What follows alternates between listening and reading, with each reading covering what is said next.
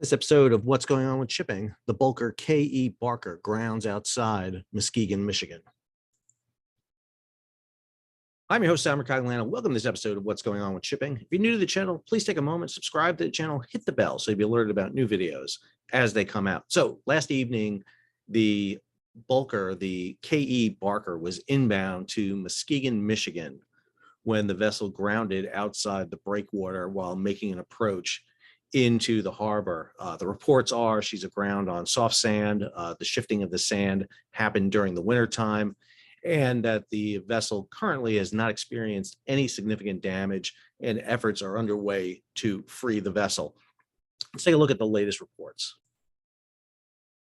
Here's a story from G Captain Mike Schuller with his report. The Coast Guard is responding to a commercial bulk carrier ran soft aground on a sandbar at the entrance to Muskegon late Thursday. The 750-foot motor vessel Kaye E. Barker ran aground about 8:30 p.m. on April 28th while transiting inbound towards Muskegon with a load of stone aggregate. No injuries have been reported. Initial inspections indicate no pollution. The ship was originally built in 1976 and is operated by the Interlake Steamship Company. The company said the vessel is loaded with approximately 25,000 net tons of stone from Port Inland, Michigan, and pointed to shifting sand as a potential cause.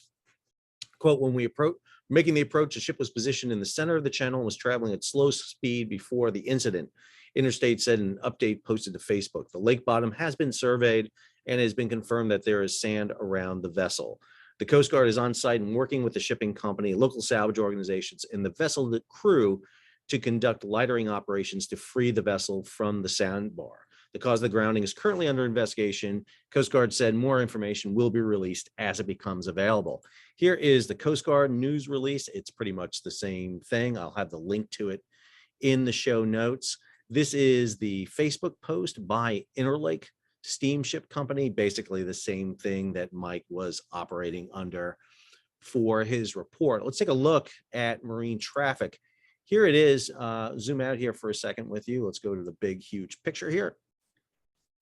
There you go. This is the Great Lakes, America's fourth coast, so to speak. And we are right here down in Muskegon. So let's go ahead and pull up the vessel here for you. Kaye E. Barker.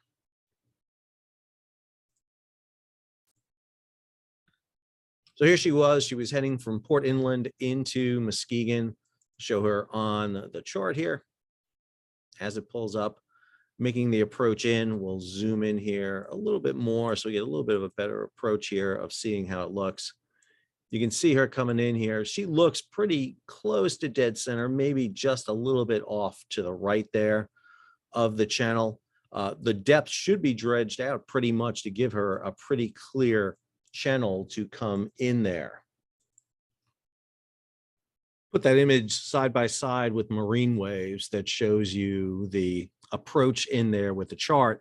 You'll see the ship is pretty much right there in the clear channel. I mean, plenty of room. You can see the marker right here with the lighted buoy, with the lighthouse right there. Ship seems to be directly on channel, coming, to left turn in there to line up.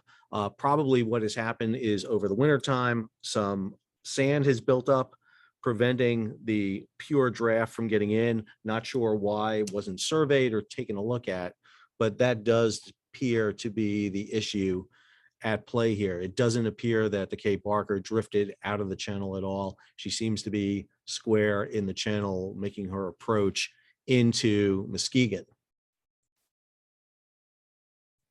Ironically, just this morning, I released a video talking about dredging policy in the United States. Well, there's a lot of sales right there. Sorry about that.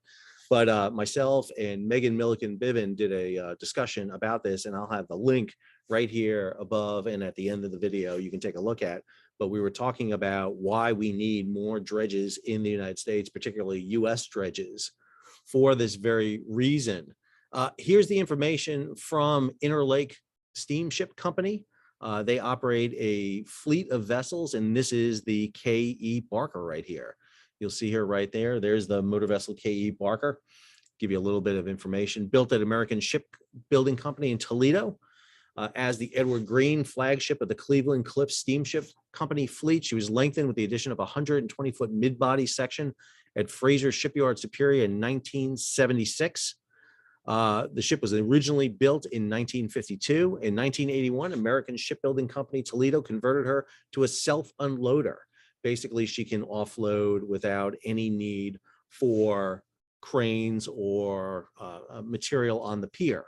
In 1985, she joined the Baton Rouge Steel Company fleet and was renamed the Benson Ford. Upon joining the Interlake family in 1989, she became the Kaye E. Barker, honoring the wife of Interlake chairman of the board and president. In 2012, the Kaye E. Barker was repowered by Bay Shipbuilding in Sturgeon Bay, Wisconsin. And you see images of the ship down below here. In 1994, she became the largest vessel to load stone at Marblehead, Ohio. In 1997, she ended the season with an Interlake first, a load of gypsum in U.S. Gypsum's docks in Alabaster, Michigan, delivered it to the company's facility on the Rouge River. Also in 1997, she was the first Interlake self-unloader to handle a grain cargo, loading at Milwaukee and discharging into a new hopper installed on the side of a silo at the Continental Grains Elevator on the Calumet River in South Chicago. You can see right there her crane being used to offload.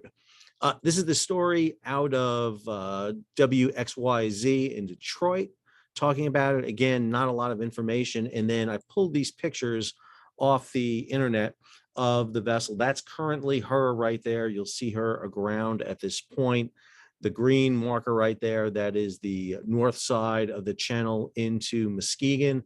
Zoom in here a little bit. You can see the vessel pretty much down to her marks there. Distinctive feature of Great Lakes shippers is that forward house all the way forward, particularly in very tight navigation areas. Extremely long vessel with a propulsion plant at the stern.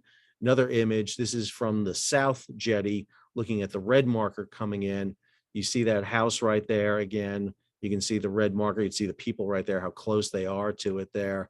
And then as you zoom over, this is the self-unloader right here so that she can offload herself, mounted on the after house. So not a lot of information as of now. Again, happened last evening about 8:30 on April 28th. Obviously, they'll come in, try to offload some of the stone, probably into barges, lighten her up on the bow, get her pulled off the shoal area that's happened. They'll have to come in and dredge out the area there around Muskegon. Again, a lot of questions here, why the shoaling took place in the port. She was in the designated channel. She met the draft marks and depth restrictions for the port. So a lot of questions still about this, but wanted to get this video out here for you. If you can, take a look at the video I just did with Megan, Milliken, Biven on dredging policy. We talked about basically after ever forward. So a weird coincidence that just happened back to back. So if you're new to the channel, again, please take a moment, subscribe, hit the bell so be alerted about new videos as they come out. Leave a comment, give it a thumbs up, share it across social media, and if you can, support the channel via our Patreon. Until our next video, this is Sal, signing off.